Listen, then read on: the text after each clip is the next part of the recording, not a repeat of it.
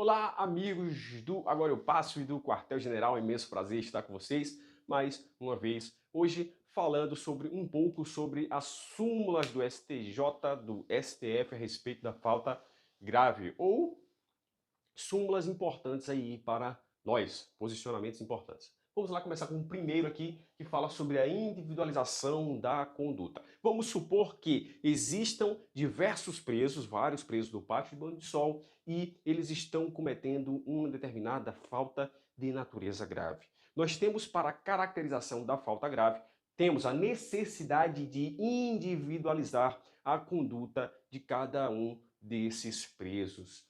Lembrando o seguinte, né? Então, individualização da conduta quando houver aqui uma autoria coletiva. Autoria coletiva. Lembrando o seguinte, é possível haver sanção coletiva indistintamente?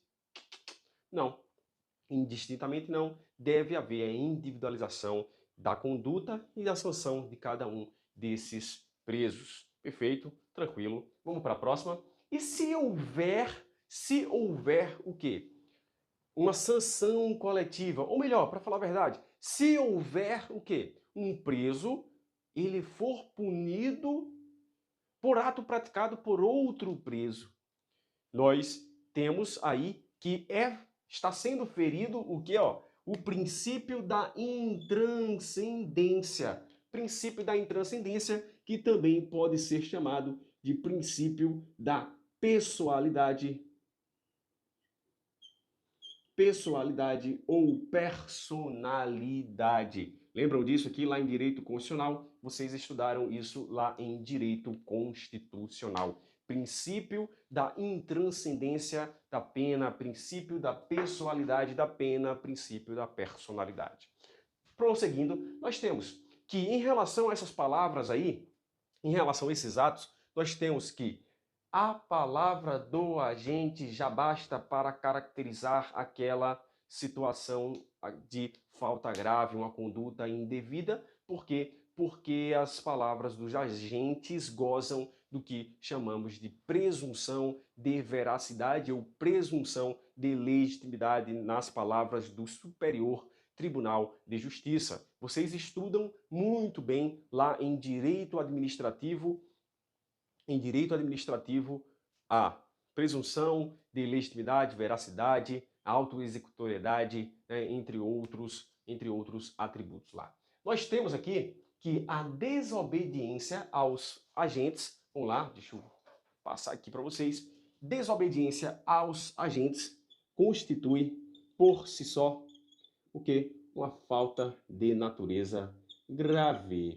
Vocês sabem que essa passagem está lá no artigo 50 da Lei de Execução Penal, que fala que, havendo desobediência às ordens, às tarefas, ao trabalho, nós temos, sim, uma falta de natureza grave. Afastando aqui, mostrando para vocês e voltando.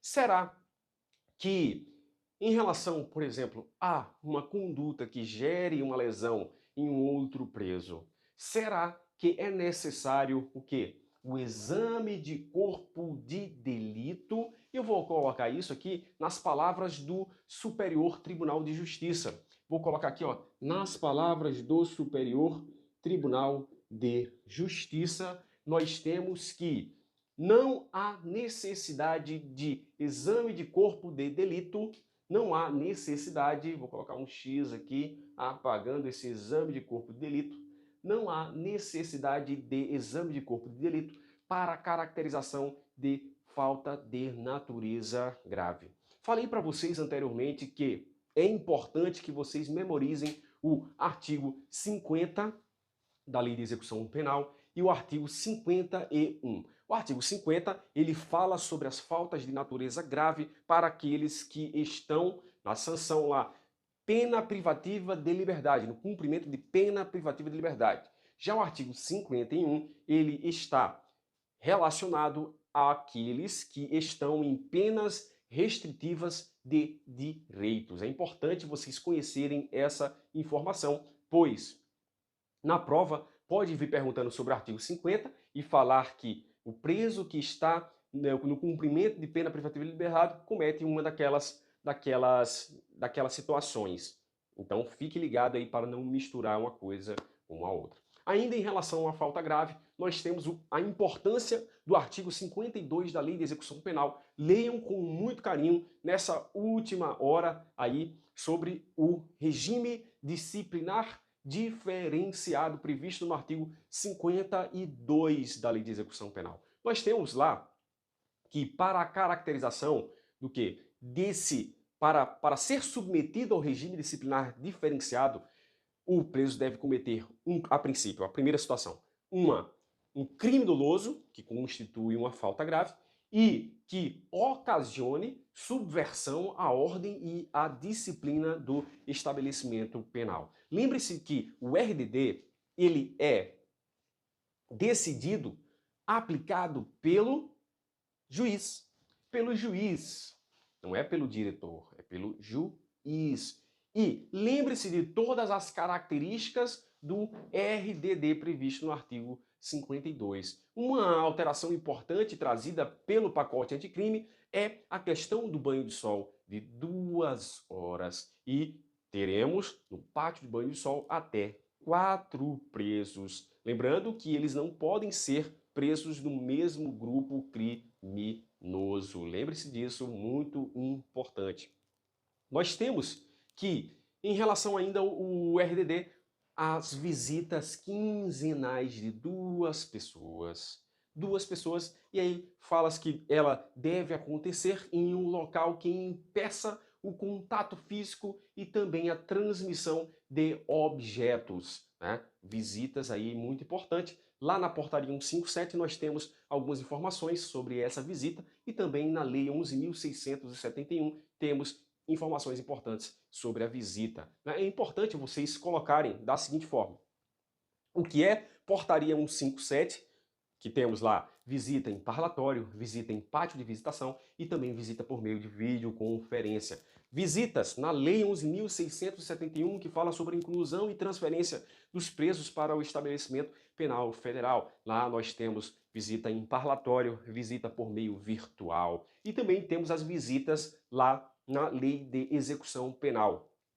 Muito importante ainda falar que essas visitas poderão ser restringidas ou suspensas por ato motivado do diretor do estabelecimento penal. Lembre-se que essa mesma dicção está lá prevista no Decreto 6.049, o Regulamento do Sistema Penitenciário Federal. Regulamento do Sistema Penitenciário Federal. Não é regimento, é regimento interno do DEPEN, é a portaria 199 que vocês estudam aí e vão arrebentar também. Se tiverem visto nossos vídeos, acertarão a todas as questões, perfeito? Então, fiquem espertos nesses detalhes aqui que eu mostrei a princípio, bem interessantes. Fiquem espertos quanto ao caderno de tese, aos cadernos de teses do Superior Tribunal de Justiça, principalmente aqueles cadernos mais recentes, né? Se não falar memória, caderno 2, 3 e 4, que são do ano de 2000, ou melhor, 2020 não, são de julgados até 2020. O caderno número 1, se não falar memória, é um pouco mais antigo aí, né?